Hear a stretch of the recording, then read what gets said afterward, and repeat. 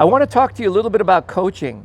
Coaching is definitely very useful, but you have to recognize that as a coach myself, I can only help you to the degree that I have been successful in the subject of my coaching. If you don't have any subscribers at all on your YouTube channel, then you probably need to get at least 100 subscribers so that you can get your YouTube. And the coaching that I can give you is simply upload videos, go through very, very basic training on what other people are saying about YouTube before you go into more of the detailed training that's inside of this program. As a coach, I can help you get monetized. I can help you get your channel to the place where you can be recognized by YouTube as a creator and part of their creator program. And the reason you want to do that is because YouTube is going to place ads on your videos anyway.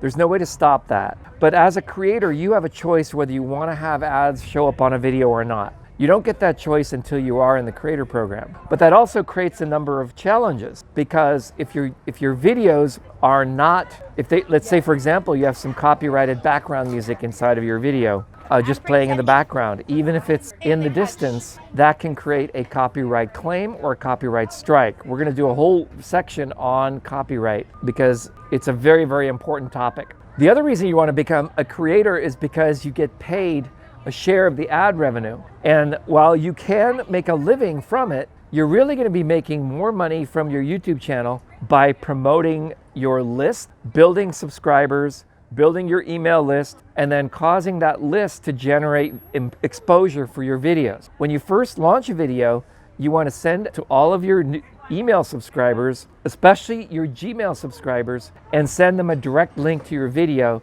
so that they will watch it.